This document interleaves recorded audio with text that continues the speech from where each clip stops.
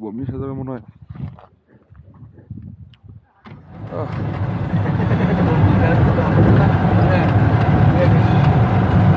একটু পরপর বোলপুরের বন্ধ নিচ্ছি যাতে করে নিচে দিয়ে শরীরটা একটু চাঙ্গা থাকে। এক্সট্রিম মানে এক্সট্রিমের উপরে এক্সট্রিম।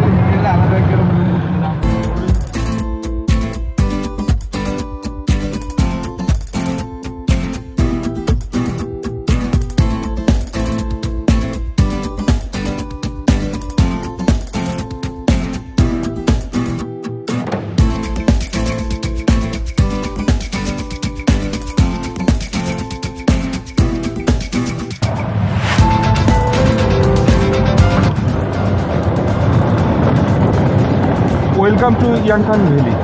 ইয়াংথাং ভ্যালিতে সবাইকে স্বাগতম। আর ইয়াংথাং ভ্যালিতে পারমিশন পাওয়ার পর এই পাশটায় হচ্ছে যে একটু এদিকে আর্মি জোন। আচ্ছা, এটা হচ্ছে একটু রেস্ট্রিক্টেড এরিয়া। রেস্ট্রিক্টেড এরিয়ার জন্য আমার মনে হয় এই পারমিশনটা লাগে স্পেশাল।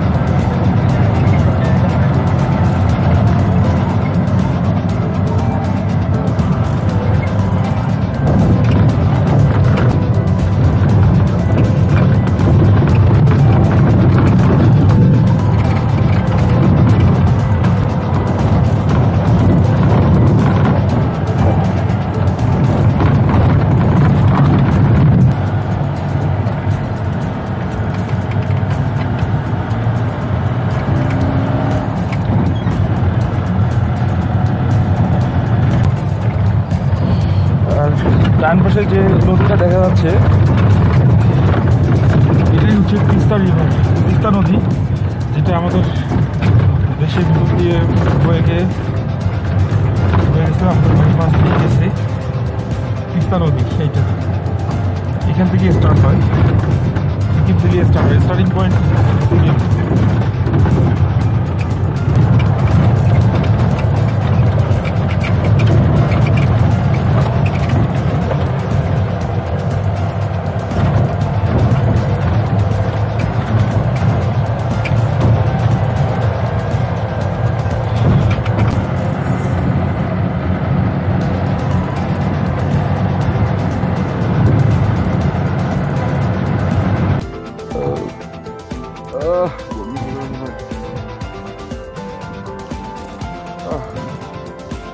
অনেক এক্সট্রিম।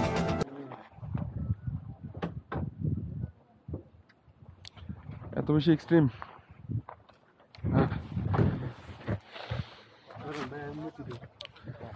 ভিডিও করতে ইচ্ছা করতেছে না।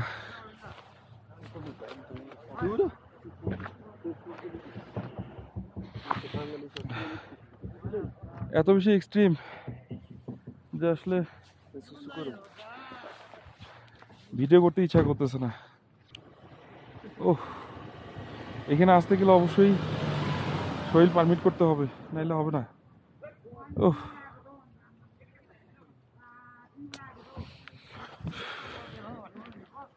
ওহ, একটু হাঁটাচলা করলে ভালো লাগবে। ওহ,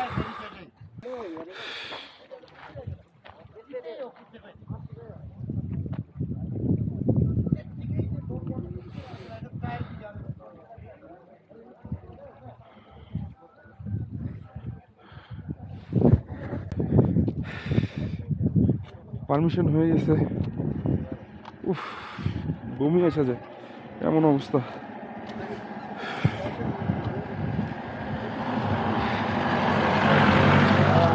এক্সট্রিম লেভেলে আসলে মন মানসিকতা, শরীর না থাকলে আসলে অ্যাভয়েড করা বেটার।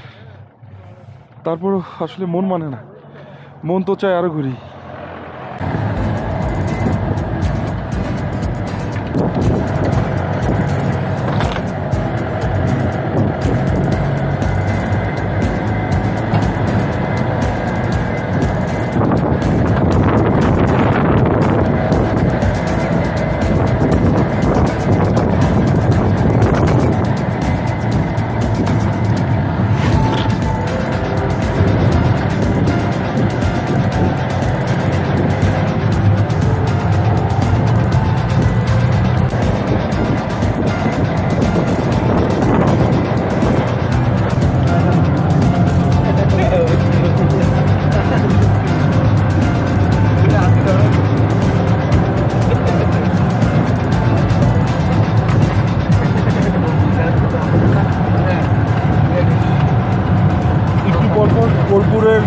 নিচ্ছি যাতে করে হচ্ছে যে শরীরটা একটু চাঙ্গা থাকে।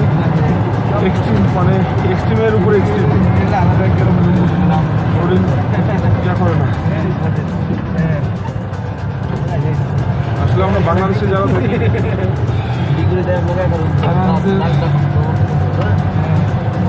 স্টামিনা নিয়ে আসতে হবে। একটু আগে একটা গাড়ি দেখলাম যেটা হচ্ছে গিয়ার বক্স নষ্ট হয়ে গেছে না, গিয়ার বক্স নষ্ট হয়েছে। গিয়ার বক্স যদি গাড়ি নষ্ট हो जाएगा तो इधर क्या करेंगे आप लोग? दूसरा गाड़ी आएगा उसमें एक आदमी करके बैठ के जाना पड़ेगा। ओ एक आदमी बैठ कर जाना पड़ेगा। दूसरा गाड़ी में अब जगह होगा, फिर जगह होगा तो ले जाएगा। এটা আসলে খুব আসলে চিন্তার বিষয়। যদি গাড়ি নষ্ট হয় তাহলে একজন একজন করে যাইতে হবে, একজন একজন করে যাইতে হবে। তো এটা অবশ্যই আগে থেকে প্রিপারেশন থাকতে হবে যে আপনি যে গাড়িতে আসবেন সেই গাড়িতেই যে ব্যাক করতে পারবেন এমন কোনো গ্যারান্টি নাই। তবে কপাল খারাপ থাকলে হইতে পারে, আমাদের জন্য না হয়। রোডগুলো দেখতে এত সুন্দর লাগে, হচ্ছে এই জন্য সিকিমকে বলা হয় সেকেন্ড লাদাখ। সিকিমকে এই জন্য সেকেন্ড লাদাখ বলা। যদি লাদাখেও যদি কেউ না যায় অন্তত সিকিমে আসতে হবে।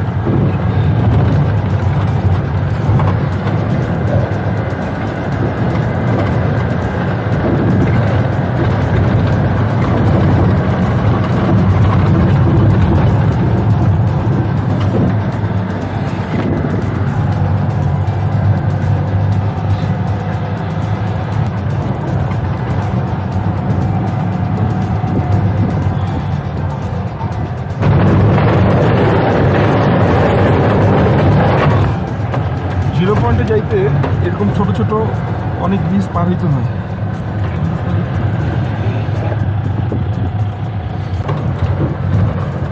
এখন রাস্তাগুলোও এক্সট্রিম হচ্ছে আস্তে আস্তে।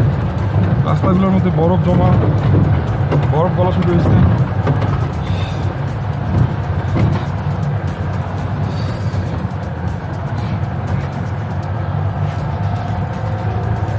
এই কি তিস্তা রিভার, আর ডান পাশেই হচ্ছে কি এটা তিস্তা নদী। এখান থেকে এই বরফ গলে পানি হয়ে আস্তে আস্তে বাংলাদেশে ঢোকে।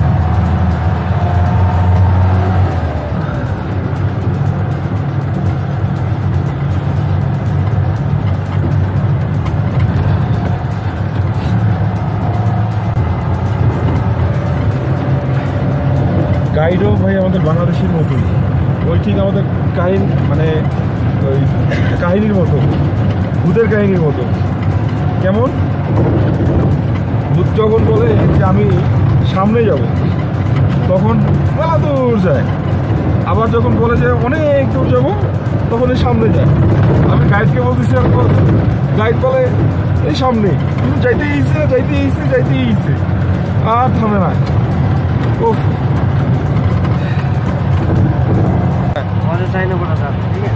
चाइना में तो इधर पहाड़ के उस तरफ चाइना बॉर्डर 100 किलोमीटर।